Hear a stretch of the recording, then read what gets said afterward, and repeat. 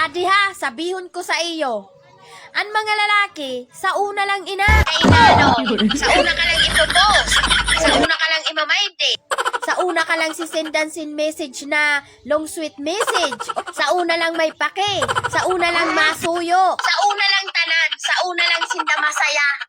Pero pag dugay na, di suyuon ka sana, di i-text ka sana, di mag-update na ina. Maskin magtampo ka dida, papabayang ka na sina. Ma-pride na ina. Panay. Hindi ako nauyan sa di mo mga pangkutsyada na naman. Nano na mga sanuna lang ina. Kaya paano sanuna, dili ka man irog sinakababaan. Tapos kung abutong ka sa baltik mo, oras-oras. Sino ba sila magsinuyo sa imo sin oras-oras? Gusto mo ako mag-update. Pag magpaaram sa imo, matugot ka. Dili baga, gusto mo kaupod ka, Permi. Pag magkatoko sa barkada, gusto mo kaupod ka. Dili bang pwedeng irog sina? Adi pa, pag ikaw urit man ina. Naman gusto mo pag urit ka, tawahan ta ikaw.